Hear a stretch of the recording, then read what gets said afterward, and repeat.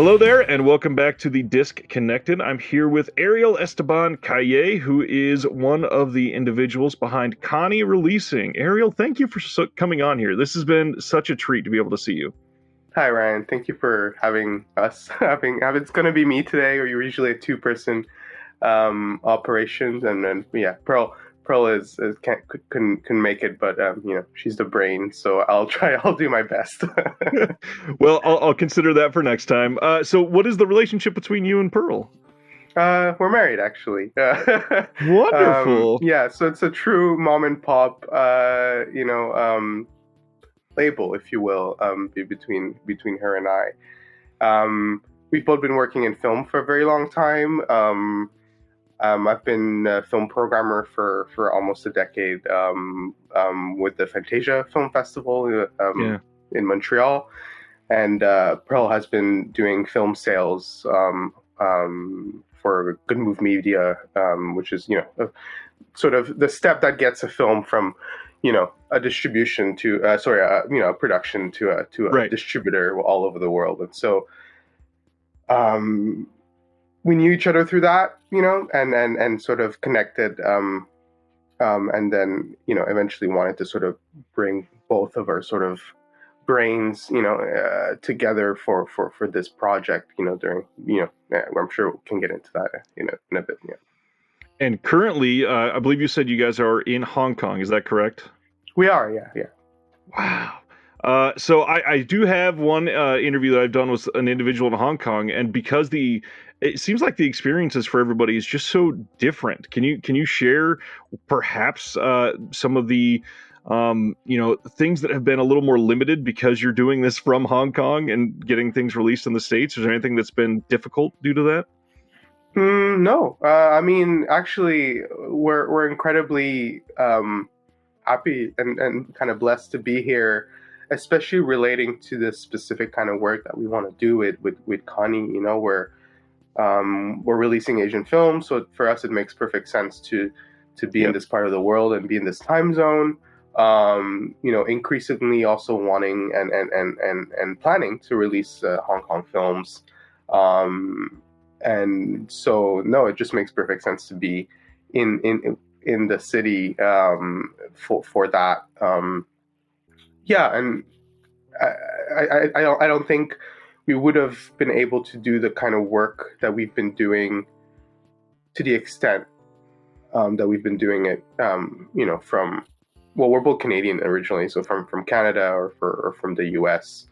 Right. Though, in conceptualizing the project and conceptualizing the sort of label, it was kind of evident that we wanted to distribute in North America, being kind of, I don't know, for myself, having sort of grown up in that sort of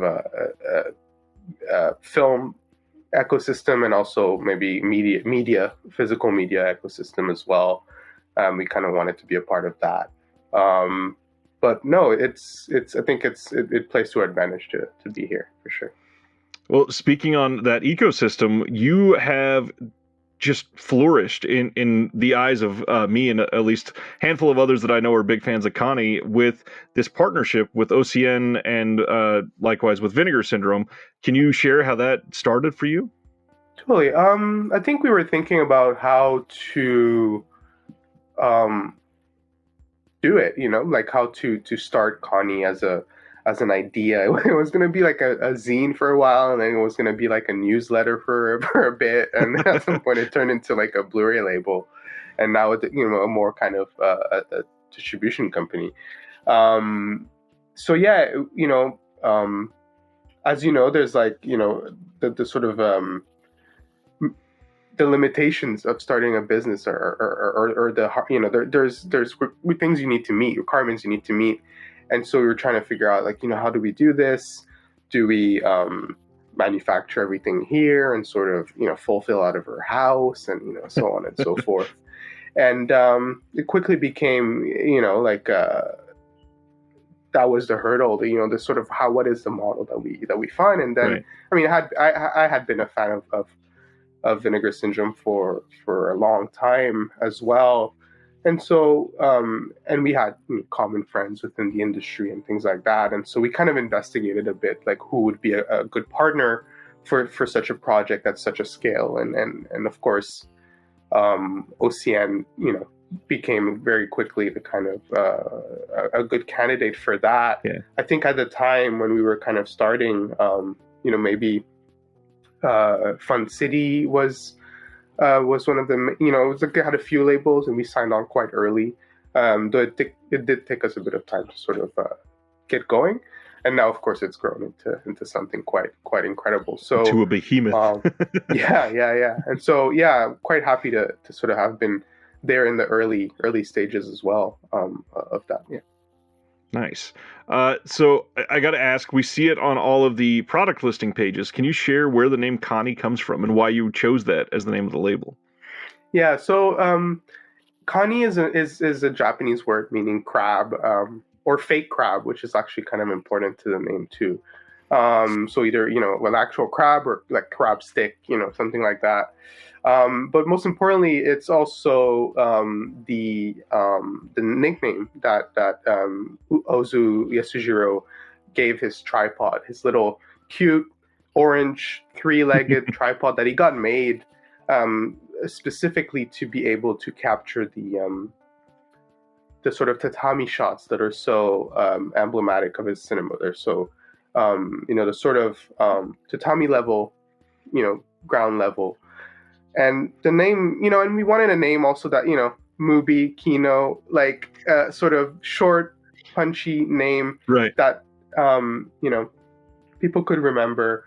And so the name kind of stuck in our minds for that reason. And also, I mean, I'm a huge Ozu fan, and that whole, era of sort of post-war Japanese cinema was really kind of, my way in to film, really, as a teenager, whether it's Ozu, Kurosawa, Mizoguchi, all of that, the work that Criterion have been doing for a long time.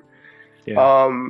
And so, a connection to that, but also kind of, taking this idea of a human level, street level, tatami level tripod as a sort of emblem of what we're trying to do, which is to, showcase maybe Asian films that are not necessarily that don't fit in boxes that already exist from a Western perspective, right? So I think, in North America, we're used to, kung fu films maybe, or something, Asian horror, or there's all these kind of traditions or marketing boxes that have been kind of explored, and that have become de facto what is maybe, as a result, have become what is considered important. And so we wanted to sort of offer a bit of a counterbalance to that. What if we released Japanese rom-coms? What if we went, towards Filipino cinema? What if we, explored Japanese 80s filmmaking, which tends to be a bit, increasingly kind of people are paying attention, but tends to be kind of ignored. And so the name made sense for all these kinds of reasons at once. I love that, and it feels like that genuine propping up of something important. And thank you. Watching these discs, I apologize in advance because I am probably going to come off as gushing on some of this. I am mystified by the films that have been released by Kani throughout this entire thing, and I am impressed and happy and thrilled that two people have found it so important to share these important stories with a Western mind, that many of these have likely either never been seen by hardly anybody, or they've literally been forgotten. Some of them had been, played decades prior, but I mean, there's so much that I could possibly get into, but I just want to show everybody that the films that they've put out so far, literally every single one, because this label has been immaculate to me. Some questions off the cuff here. Restorations. Are you guys doing the restorations yourself, or is that mostly done in the home country of the film, or how has that been playing out for you?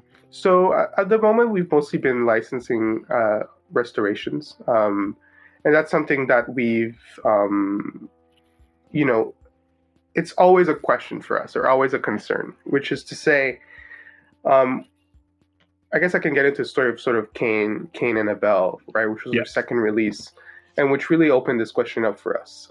Yeah.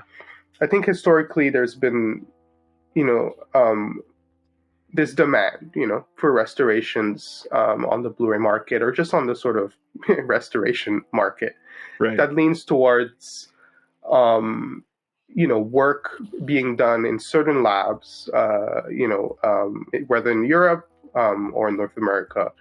And so when came time to work on Cain and Abel and to license Cain and Abel, we realized this is a film that has been restored in the Philippines locally for a local audience and a local industry. Amazing film. However, perhaps the restoration is not to the standard that we are used to for Right. myriad of reasons. Actually, chiefly being resources available, but also materials available, and the context in which those materials are kept. By which I mean, a tropical country in which the humidity is like on average 97, and it's like 40 degrees most of the year. Things decay much faster. Yeah. Paper, let alone celluloid, and so it kind of very early on in the sort of process of working on the label kind of opened up this question, right? Of um, you know, who would release Cain and Abel, or rather, like, is it a case in which we work with the companies locally, Right. or do we wait for a hypothetical, American or European investor to come in and restore this again, Yeah. or wait, potentially years for us to have the means to do it ourselves. There's all these questions, and so we decided to, in a way, test it and kind of, see, what we want to work with in this case, ABS-CBN, who are a local broadcaster in the Philippines, who have been doing, frankly, have been doing really great work in preserving a lot of the film history and the film culture in the Philippines, sort of against the grain, or against the direction of even the sort of the industry, and what the industry tends to favor, which is quick returns Of on course. new films and so on. And so it was really important for us to work with them, and to sort of also maybe educate audiences a little bit in that there are limitations sometimes, and it doesn't mean that films need to be lost, to these sort of Western European standards. That being said, it doesn't mean that we're not also looking for kind of the best, restorations Right. available. It was more a question of thinking through these issues for us. And so we approach each project in this way, sort of case by case basis. Of course, if it's a contemporary film, then there's no use for restoration. Um, some restorations we've been able to sort of commission ourselves. And then some other things we've just licensed outright. So it's a mix, and we hope that with enough discs and enough time, we'll be able to kind of start some projects from scratch as well, which actually we're already working on. So that's exciting. Nice. So how has the response been to the Cain and Abel restoration? Actually, I think good. So that was the big. I mean, you tell me, right? Because that was the. We were very anxious, actually, Right. because the Blu-ray market is obviously a little unforgiving sometimes, and I spend time on DVD Beaver as much as anyone else, and comparing transfers and frames and so on and so forth. And so we were a bit like, how are people going to react to um, maybe a bit of warping, or a bit of leftover kind of um, defects that the budget of the specific restoration maybe did not allow Right. to go, or maybe actually the limitations of the material itself didn't quite allow to fix. And I think that, frankly, I think the film was received very, very warmly, and with the understanding again of what these limitations may be. And I think for us it was kind of this, a stepping stone into you know starting things from scratch more, or finding interesting projects that really deserve to be put out from local sources. And I think that's how I have tried to approach most of these, because it's first off, it's very easy to sit and nitpick individual frames that you see on somebody's reference website. That gets old, it gets annoying to be so negative. I try never to do that. But with something like this, it's really hard to watch something and go, this was just such crap, when in all reality, I likely never would have been able to see this piece of art if I was waiting for a better restoration. So Yeah. It's just been a gift, and everything that you guys have put out has been just touched with this error of like, how is this not an unknown masterpiece? It's amazing. That's good to hear. I think that's a bit of the idea. It's a bit of the goal. Sorry. We have this thing internally, which is to say, we try to do things that others wouldn't do. Right. When you license films, when you acquire films, in a way, you can go in any direction that you want to go in, and as a curator myself, as a film programmer, and certainly Pearl as a sales agent, we're very aware of these dynamics in which, habits create demand, and sort of and repetition creates habits, and so on and so forth. And so, we just announced Bullets Over Summer, which is a Hong Kong action film. And we love it, and for us it was a special kind of bullet ballet, heroic bloodshed type of Right. Hong Kong film from the late 90s, but we also don't want to kind of do 12 of those, because Right. There would be a whole year of that, and we have other kind of areas that we want to touch on. And so I think, to what you're saying, it's like there's always a goal, understanding what, how many discs we can put out. And within that, what do we want to do? Which is to say, we want everyone to kind of, every disc to feel different, every disc to feel kind of special in this way. Surprising, maybe. And hopefully, if people give it a chance, it's something that they've never seen or never kind of thought to go after necessarily. Is there a sense of an underlying theme that Kani shoots for with every release, you think? I mean, a bit of if there's a through line to the curation, it's a bit of that, that X factor, the sort of thing where, you come for a certain thing, but you stay for something else, Right. This idea that, I think a lot of our films, and this is maybe to sort of our taste, is I think a lot of our films sort of straddle the line between art house and genre and commercial cinema and sort of auteur cinema. Certainly. They all sort of kind of do away with those distinctions in a really interesting way. They play with expectation in an interesting way, or genres which is to say genres in an interesting way. And I think that it's not something that we kind of engineered, but it's something that I think just through our sort of, our taste just being the only thing that structures the choices. Right. I think that has become a through line, a bit of a surprise factor, a bit of an unexpected pitch every time, right?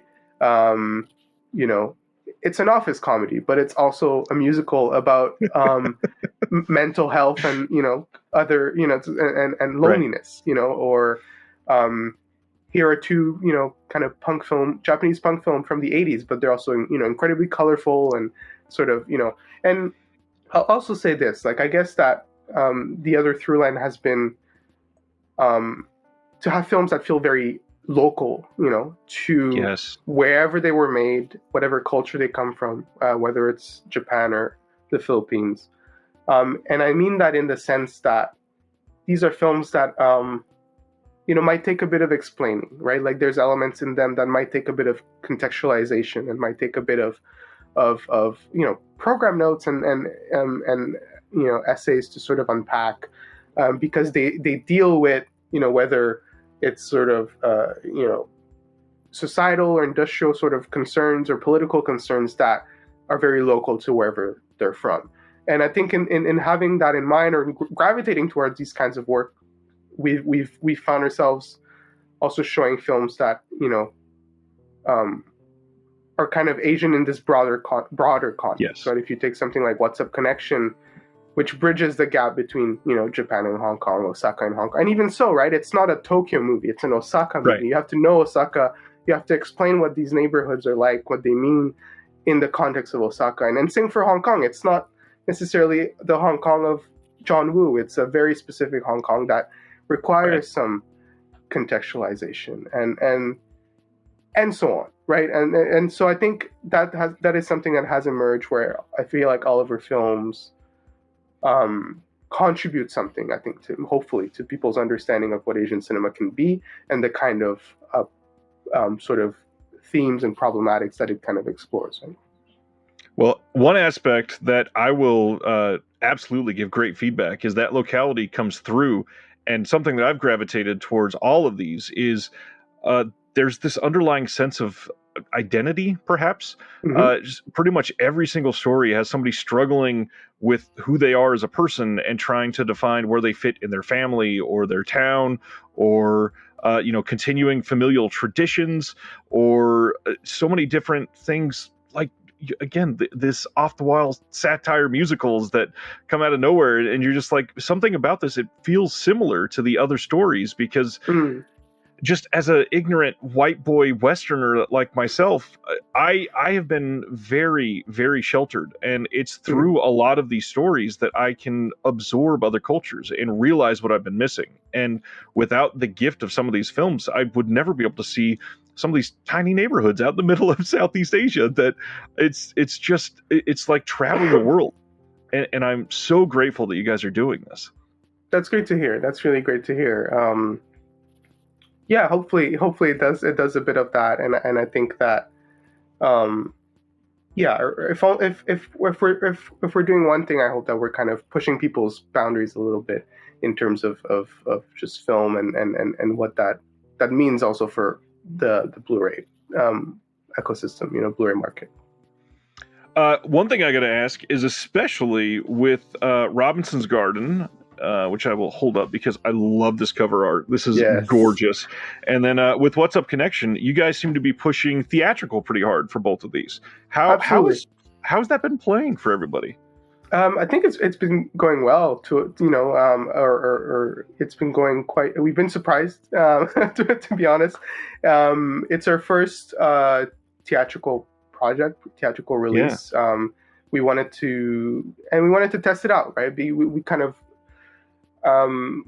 we'll explore that in the future, how we do things, but as we did it, we kind of like did the Blu-ray first and did the sort of theatricals kind of like simultaneously, thinking, this is kind of atypical. However, will it work? And it being our first time and us being kind of an unknown quantity in that world.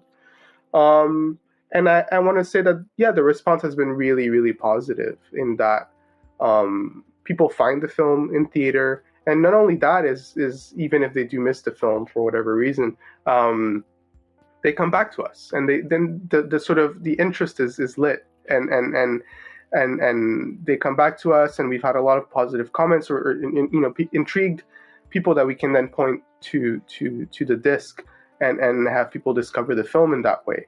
And so that's been really interesting to also see that interplay between theatrical and home video, which I'm teaching no one nothing here, but for us it was a bit of a discovery as a young company, and so I think that we will push forward with certain films being released theatrically, depending on what the title might be or how we might want to position it, and sort of kind of keep doing that for certain titles. for the two Masashi Yamamoto films, it sort of came organically because we had such a great working relationship with Yeah. with Yamamoto himself, the director, who, by the way, commissioned these restorations himself and entrusted us with them. And so we feel very honored and very grateful that he let us kind of take his babies and sort of work on them in this way. And yeah, it's just been a great honor to be able to sort of give them a new face and a new identity and sort of launch them in the world again. They're films that I think are incredibly special, and he's I'm glad he's getting a bit of his due. And Connor Williamson did. I mean, I have to shout him out, but he did an incredible job on those two covers. He's a dear friend from Montreal, actually, and Nice. to be able to work with him on this has been amazing. I imagine Robinson's Garden would play very well in a theater, and I wish it was playing near me. If it ever does, I'm going to make an opportunity to go see it for sure. Yeah, I've been shocked, and I'm not shocked, but I've been really amazed by also the reaction to What's Up Connection, which frankly I would have expected Robinson's to be the one, but people gravitate to What's Up in an amazing way, and I'm very, very happy. Interesting. Well, speaking of gravitating to things, I imagine that there's probably one or two of these that are something that are very near and dear to you that people don't seem to be discovering at the clip that they should be. Sure. Are there some of these that you think are the most underseen that are super deserving of somebody taking a look at if they're watching this? I mean, I think people should check out Sellout, which I have right here. And I've got right here. Sellout is an incredible Malaysian film that I've had on my mind for a long time. It went to the Venice Film Festival back in the day.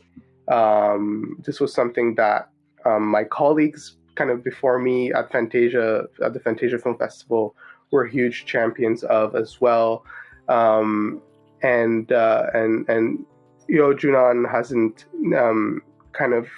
he had a great run with the film, a great festival run, but then kind of nothing came of that. And for a sort of variety of reasons, rights reasons, and others sort of locally, the film had been kept sort of under wraps for quite a long time, for 15 years. And so this was one of the things that we wanted to sort out. We wanted to figure out a way to release Sellout again. And with it, we really went all out and kind of wanted to create a really deluxe package for this movie that no one seemed to have heard of, except a very specific kind of niche of like Asian film programmers and festival goers from 15 years ago. But it always struck me as a sort of a very special, not only example of like Malaysian cinema, but a kind of very personal counter program to a lot of what Malaysian cinema was at the time, which was usually quite slow and quite, and quite self-serious in these ways. And really nothing against those films, but I think that Junan kind of saw that and wanted to like run hard in the other direction and make something, make a musical for one, and make something kind of irreverent and audacious in these ways that would also kind of dare to comment on the state of film industry and the state of sort of corporate Kuala Lumpur and fold all these things together in a way that to this day remains really fresh and really unique. And frankly, nothing else has come out of I think of Malaysia that quite feels in this this way since. He's shooting a new feature soon, which I don't know if I should say, but and it certainly has nothing to do with her disc. But I'm hoping that the time has come for sort of Junan's films and filmmaking to sort of have a bit more attention, and hopefully that release can do that for him. Awesome. Yeah, Sellout is It's very unique. I will go with that. It is a singular film that all of these obviously are ones that people should be checking out, but Sellout is certainly one that sticks out. I feel like Videophobia has not gotten the attention that I personally want it That's true. to. It's Yeah, a we can. fun thing to tell people about and see how they respond to it. Yeah, we can. Videophobia. I had been working with Daisuke Miyazaki for a couple years, helping him or to try to get his films to festivals and things like that, and or just noticing his work, and that too. We I think we when we started the project, we wanted to do two things, which was of course tap into the sort of restoration landscape and release older films, but Yeah. also release films in a way that would directly benefit young filmmakers working now, Yeah. which requires the kind of risk taking in terms of okay, let's release a small Japanese indie on disc and see how that goes. Yeah. It's gone well. It's gone okay. Like we're able to continue, which is all that we ask for. But I agree with you. I wish more people would give it the chance.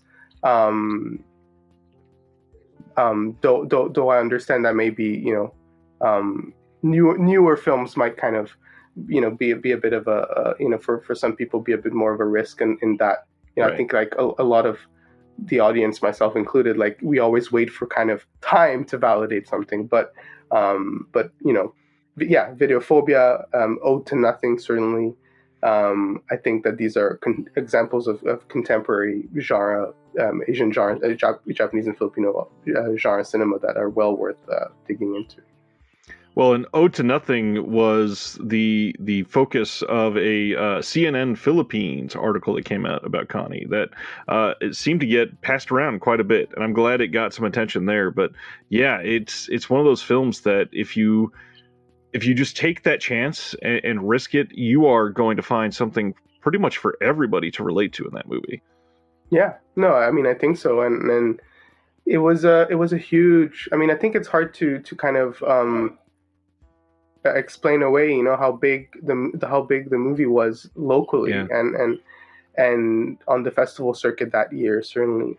And that's how that just so happens to be how it works, and it is unfortunate, right? It's like these things will burn bright for about a year and a half, and I see it all the time, programming films for festivals, which is to say, you find Yeah. something incredible. I remember kind of watching Oda Sawala or Ode to Nothing for the first time, and I remember watching Being Natural for the first time, which was actually a film that had been submitted to us blind, from the submission pile, and I still remember kind of jumping on the couch, being like, yes, this is singular and exciting, and maybe not to everybody, but certainly to me, and Yeah. and then the film. These independent films might burn bright for a while on the circuit, maybe a year or so, and then don't necessarily find distribution. Certainly not abroad. And so Kani was always sort of idea about how do we remedy that somewhat. Like to the extent of what we can do. How do we help these filmmakers who have become friends and these films or not, right? Or these films that we find that we want to kind of prop up in this way. And I think that has brought half of our curation in the sort of direction of this sort of independent space that on the flip side requires some risk taking from the audience. I am always I don't know, baffled, I guess, by people that don't understand how many films go through the film festival process each year, because there are just countless. I mean, nowadays there are countless film festivals, period, but each one has their own unique slate. And the hard part, especially with distribution deals behind some of these independents, is if they just happen to fly under the radar, that individual filmmaker may literally live or die based on the response to that film as a filmmaker. So they may never get an opportunity again if it just so happens to fall through the cracks. And companies like this, or like TerrorVision in the United States, that are trying to pick up films that went, maybe they didn't win the film festival, or maybe they did, they've just been forgotten. It can change so many things for some of these young filmmakers that it can light the world on fire for them. And so I'm I hope just so. grateful. Yeah. I hope so. I hope so. It's hard to measure the direct impact that it has, but for us, it's also about these films sort of subsisting or surviving in a sort of in a sort of cinephile memory, whatever that may be. And so it's to have the film circulate. It's to have the films. It's not about selling out of the print run of the disc right away. It's more so about having those discs end up in public libraries eventually, or Right.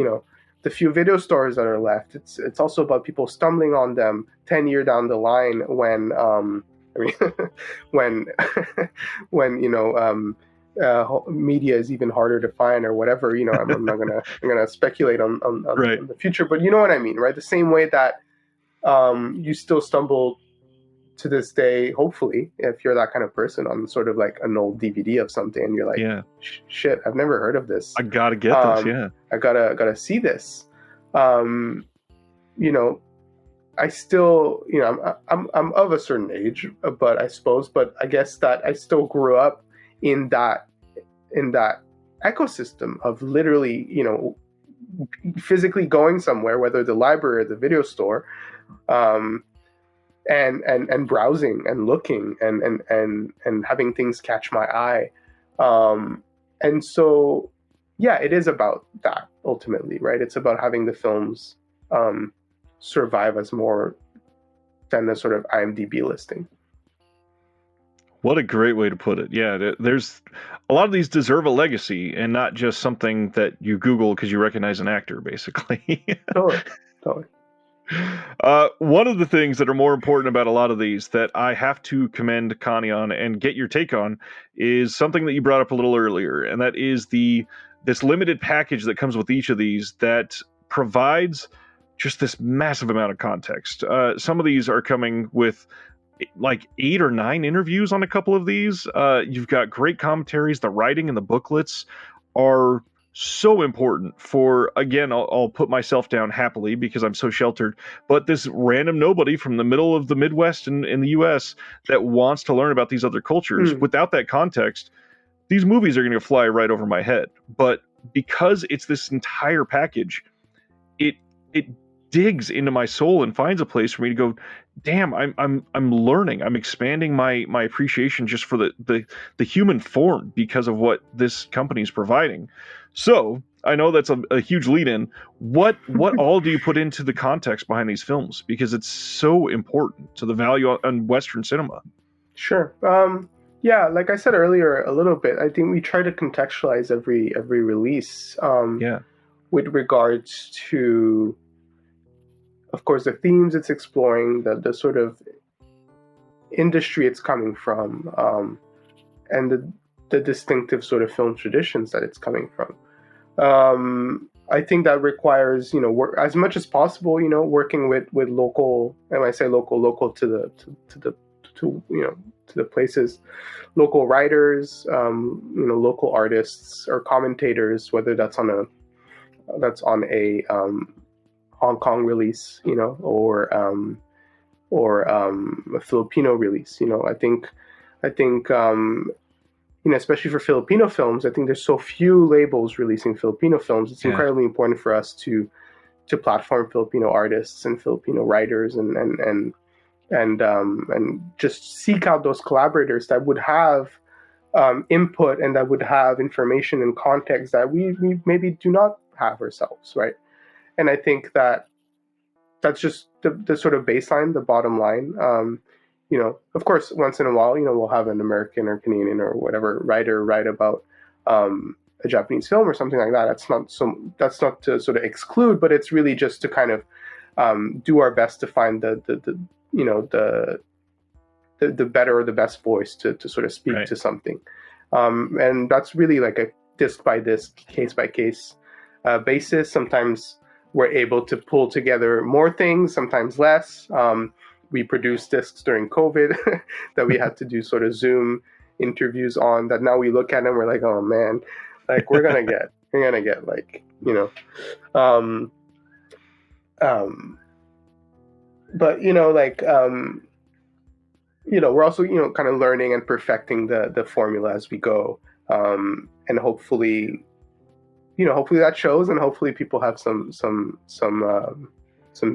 patience for that as well, and some love for that as well. So kind of a disc by disc, project by project basis, for sure. Sometimes you even write in the booklet yourself, and it turned out really good.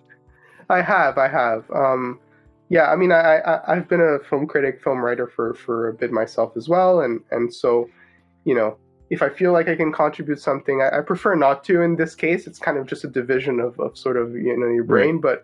But if I feel like I should, then maybe I will. And sort of trying to do that a bit also for Vinegar Syndrome and so on. And so case by case. Kani took a few months off, and from December up until April 1st, we got some radio silence, and now you're back, and we are finally able to see Bullets Over Summer from Wilson Yip as the next title. Can you tell everybody about Bullets Over Summer and why this is a Kani title? Absolutely. So this is like my favorite kind of movie, right? Which is like, on the surface looks like something, which is to say, it's called Bullets Over Summer. It was made in Hong Kong in 1999. You have Louis Quinn and Francis Ng, kind of as a buddy cop, tough guy duo. So you expect something, right? You expect heroic bloodshed and cops and robbers stuff. We've seen those movies, and of course, and we all love those films.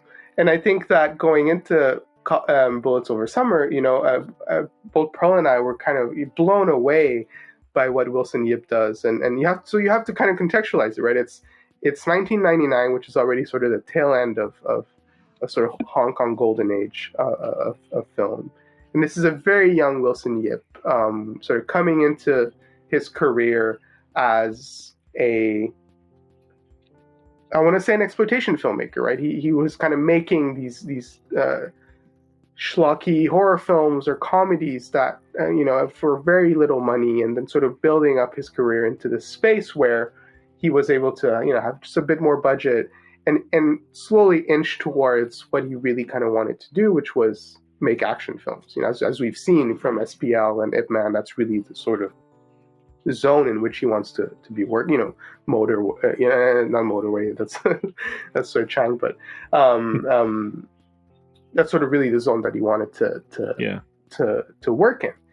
And so Bullets Over Summer really kind of struck us as this film in which a young, very inventive, up-and-coming director gets a gig to make an action movie that he doesn't necessarily maybe have the whole budget for that he would want. So he's forced to be incredibly inventive with it, which is to say, and I'm not gonna kind of reveal too much, but which is to say that it's a movie that kind of sets something up and then, really surprises with the sort of direction that it goes in, and the sort of tension that it builds from that. Nice. And the sort of expectation that you might have for a Hong Kong cop movie or a Hong Kong action movie. I think it's really smart, and I think it's really funny and surprising again. And so this was kind of a clear, we did Viva Erotica as a Hong Kong film too. Yeah. We wanted to get into that zone of the sort of Hong Kong films that we love, and Bullets for us felt like the perfect Trojan horse, which is come for something, stay for something else, and at the same time you get all of that sort of cool Hong Kong vibes that this sort of that are so unique to that cinema from the late 90s, and whether you're thinking like Made in Hong Kong or Chungking Express, all that sort of era, that it's really like the bee's knees. So we wanted to get into that zone, and I think Bullets is a perfect film in that way. Nice. I'm very curious to see what you write on that as well, because you're in the booklet again for that one, right? Yeah. It's. I shouldn't minimize, but it's less of an intricate essay and more of a bit of an introduction into the interview, the archival interview with Wilson Yip that's in the book. But I think we put together a really nice little booklet that I think contextualizes just again this sort of where the film was sort of emerging from for Wilson Yip at the time. He had just done Biozombie, which Vinegar Syndrome released recently, and then went into Bullets Over Summer with the same screenwriter, and again a sort of lightning in a bottle moment where you have a creative collaborator with which you can kind of play on these genre formulas, right? Oh, how do we do a zombie film in Hong Kong and with a very small budget? Oh, how do we do in sort of action, like a John Woo type action film or something with very limited means, and so in that way, I think those films are quite special, and we also like we're also stoked about the sort of synergy that we were able to get there with Biozombie and all of that. So I'm sure you can't quite reveal, but any chance that Juliet and Love gets some love from a label soon? Frankly, I don't know. I don't know, but yeah, we'll see. It'd be great. It'd be great for someone or for ourselves to complete the trilogy there, the Matt Chow Wilson Yip trilogy. Yeah, for sure. Wonderful. Speaking of that, obviously ABS-CBN has been close for you guys. You've done a lot with them. Is there a whole lot more coming in that deal, or is that are you going to be branching out further than that soon, or what's the biggest plan with them in the future? Yes and yes. Yeah, we have more things coming up with ABS-CBN that we're really, really proud of. Actually, we're just finalizing something right now, which might give you an idea of the timeline. We're extremely proud with that, and we're going to keep working with them. And in the meantime, we're also trying to develop other collaborations and relationships with regards to Filipino film with other Filipino companies, but also trying to find other Filipino films maybe scattered around the world. So that's as much as I'll say about that, but it's definitely something that we're super passionate about exploring some more and sort of doing right by. I think Filipino cinema, of course, is. I think I was just for my own reference kind of looking at how many Filipino films have been released on disc in the US, and I think it's like a dozen, Jeez. At most, and so and three of two of which are ours, and so we really think that other labels should take notice, and hopefully we can be part of that impetus or that movement, towards releasing more Filipino film in North America. Well, hopefully this can be the call out, because they've been great so far, and I hope that we are able to see more. And I mean, that's also a good question too, I guess, is with I mean, everybody knows Asia is big, but Asia is not just big. Asia is massive. There's so many different localized cinematic havens in so many different corners. You guys have focused a lot on like East Asia with some of these, even though they're underseen. Are there, other geographical locations that you're planning on focusing on soon? Anything that you can tease on that? Because there's so much out there. Sure. We've been trying to make deals in Korea as well as Thailand to sort of expand in that direction. I don't want to expand. It sounds terribly corporate, but I get it. Expand the slate in that direction. And so for us, I think you have to sort of keep working in that same mold of reintroducing films that have had a huge impact locally, whether they're considered classics or cult classics in any way, or contemporary kind of touchstones.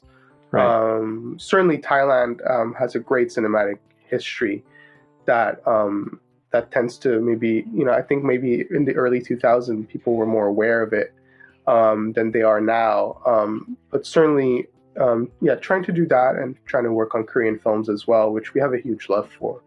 And so we'll see where that takes us. It's always a work in progress as far as what is possible, but hopefully you'll see something from there very soon.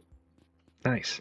Out of the slate so far, if you have one, what is Ariel's favorite film from these? Oh What do we have? gosh, Are we at nine? Yeah, nine we are at releases so 9. far. Yeah, well, 10 with 10 with Bullet. summer. Yeah.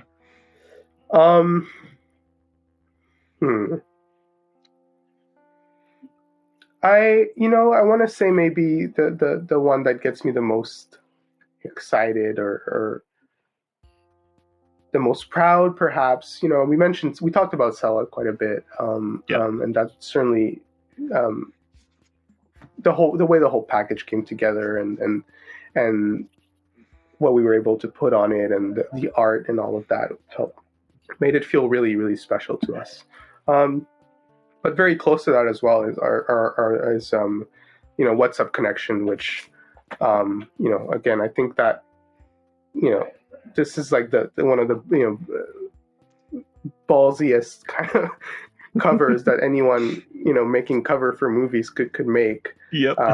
Incredibly intricate and virtuoso, really. So when that art came back, I knew we had something very special. And then Pearl had this great idea to sort of build this map in the booklet, and which I think really gives this release a kind of special little little edge, which is to say that here's a map of Hong Kong and here's where the movie takes place, and sometimes it's a bit nonsensical, frankly, but it also gives you an idea of what the fishing village in which the film is set, how remote that is and how unlike a lot of other Hong Kong films that might be. And so I just love how this came together. And the movie being this sort of Japanese film shot in Hong Kong, bridging both our sort of loves for both, Japanese films from the sort of Tsukamoto, Sogoishi, Yamamoto tradition into a sort of landscape that we're very familiar with and that we love, and shot in Cantonese, which is Pearl's mother tongue, and so we felt so close to that film in so many ways, and in the ways that it just it perfectly kind of encapsulates all these things, and so I just love how the project came together, and fake credit card and nice I was about to say and, you can't talk about this and not bring this up, because one thing that sticks out on these is pretty much every single release so far has had something unique that just makes you go, I'm never going to forget this. So you might be looking back. Which one is that? Oh yeah, it was the one with the tortoise sticker. Yeah, I know what movie that was. So there's so many just neat little intricacies that has been a part of this label from the beginning, that you guys just seem to be doing everything in a unique, really like a way to grab onto people that seem to align with your taste, and it's just a gift. I'm just so appreciative. Thank you. Yeah, we've just been wanting to make these stand out in a way, which maybe it doesn't translate fully always, but I think that it's like that's what we're working on secretly. It's like we're trying to work like we released socks, and we're kind of like giving them to people, and it's like it's become like a secret handshake kind of thing. And ultimately, like I'm like looking at my pile of dirty laundry here. There's like some socks there, but like ultimately, that's like the long game. It's like building the secret society, secret handshake type of thing, where if like if you've been following us from the beginning, and you've been getting the stickers and enjoying the booklets and the films, and like we're trying to build a group of people that care about these things, and sort of trying to do it in such a way where if we only do 20 discs or 30, eventually, who knows, then every one of them will have been, have had a bit of, as you say, a little something special, or a little hand drawn, logo for the sake of it. Things like that. It has been wonderful to see the growth and the changes that you guys have been going through. I mean, again, you brought up the art, but I think it's really hard to stress like how much something like these two, when you go on Vinegar Syndrome and these pop up with 12 other partner labels, these are going to stick out and go, okay, I have to see what this movie is, and why is it not in my cart yet? You guys have just crushed it on the art, and again, like I said, it's too much gushing almost, but it's just been an immaculate way to start out. Yeah, thank you. Thanks. I don't know what else. Thank you. One more thing I was going to ask. Obviously, you've done a lot with film programming. Do you feel that there's so much aligned, perhaps, with curating for a label and curating for a film festival? Because they have different missions, but obviously you're hoping each are successful. Do you feel similarities there? To an extent, for sure. Like, I think it's almost a sort of, I mean, not to get too hoity-toity, but like it's almost like a discipline in which you're always kind of looking out for interesting or new work. And again, I mean, interesting to who? Interesting to you, therefore hoping that it's interesting to an audience. Yep. And to just try to be that sort of conduit between filmmakers and an audience.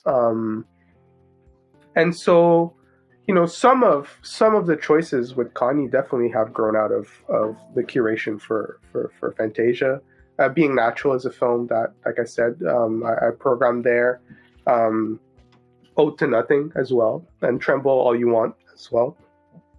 These are films that, I worked on sort of seasonally as a programmer, and they kind of stuck to my mind for many years. And when came time to do the label, it was like, we could do these.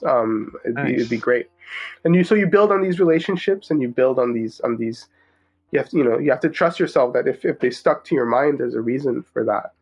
If you're thinking about these films, not only 2, 3, 4 years later, but also hundreds of films later, right? Because we're always watching, we're always looking and searching. Then you have to trust that there might be something there that other people will also relate to. Which is also kind of silly to say, because something like Tremble, is a big commercial release in Japan, Yep. right? It doesn't need me or us to be successful. But Akiko Oku, I think, again, aside from very specific niche kind of cinephile circles, it wasn't a household name in the West in the way that maybe I wish she was. And so the similarities are in the way that you sort of hopefully never keep being curious or never keep looking for work, which I think as soon as you kind of start a sort of curation label or a Blu-ray label, then you also have to do kind of backwards as well, right? So it's both, for us, it's both a sort of forward-looking thing in terms of new filmmakers and a sort of history-facing component, right, in which we look at film history and go, and think to ourselves, what are the areas here that, or the geographies or the localities that we feel maybe are a bit underserved or could use some work, frankly, just the work of meeting people, reaching out to people, talking and getting these things sort of, even the idea started. Oh, we could re-release this, and maybe it would do quite well. And to try, and most importantly, it is to try and not to sort of live in that sort of paradigm in which, only a certain type of film is successful or fit for release, right, or, whatever else. Yeah. That is a great way to put that, because, again, you guys are acting as a conduit for some of these. There is no gateway from, Japan to the Western world. And with the way rights are... Go ahead. Oh, a lot of labels are doing incredible work, of course, licensing out of Japan. But I think it's just about bringing a different flavor, For sure. or to that conversation, and we're well aware of our limitations too, and so the hope is that you know um, the hope is that it kind of maybe has other labels realize, um, that there's a way forward for this.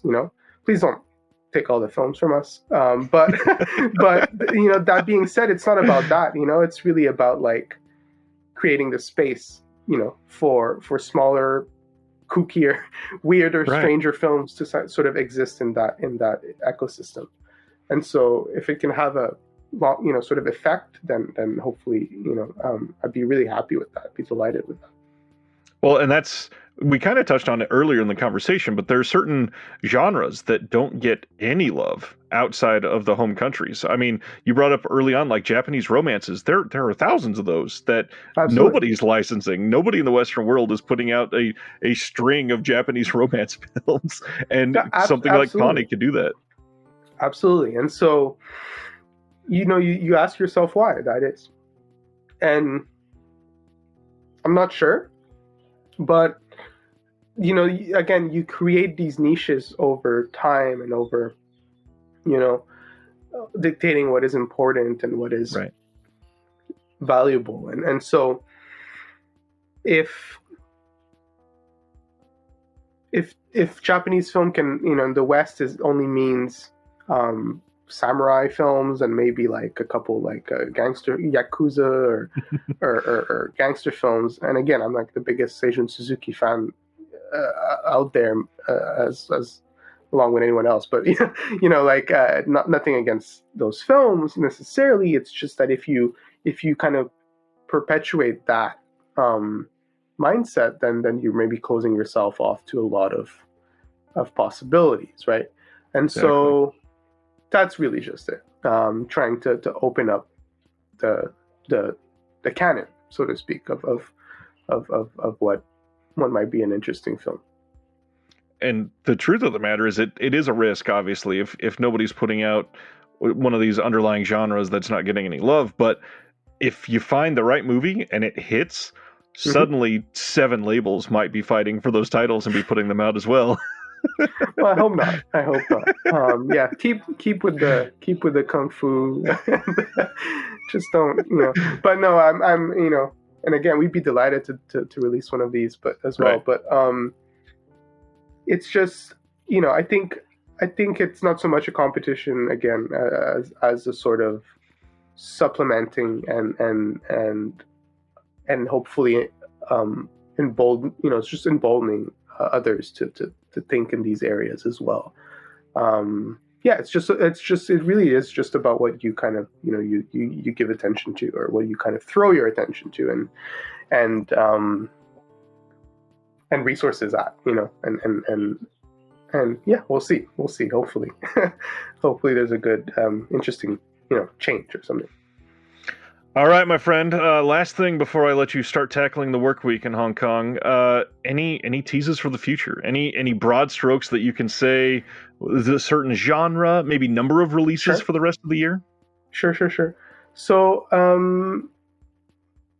we did 9 releases last year, and I think we're going to be doing a bit less than that this year for a couple of reasons, but we're trying to kind of find a good pace in terms of really making every release feel special. Coming up, how can I put this? You'll be seeing a lot more Filipino films from us. Really exciting classic Filipino filmmaking from the 70s very soon. We have a couple of Chinese language releases coming up as well. One mainland Chinese film and a Hong Kong film that I'm not going to reveal, but sort of keeping in that direction as well. And I think both picks are quite unexpected and quite, again, play with established genres or established aesthetics in a way that is very, very interesting. And I guess the last thing I'll say is, yeah, we just working on a pretty big Japanese project from a filmmaker that you know and that you love, that most people know and love. That is certainly alone in his category, and we're really ecstatic that we made that work. And yeah, that should be maybe end of year into the next year, something like that. Yeah, really stoked. Very nice. That's awesome. I can't say enough great things about Kani, and I will continue to ring this bell. As I alluded to earlier, there are many people that follow along with my page that are gigantic fans. I reached out to some of my patrons for questions, and some of these came from them because they are so impassioned on this label. So just Excellent. realize that your work from around the world is affecting a lot of people. Thank you. Thank you, Ariel, thank you so much for your time. This has been amazing. I appreciate you. It's been a pleasure. Thank you so much. All right. Have a good week. We'll talk soon, hopefully. You too. Bye.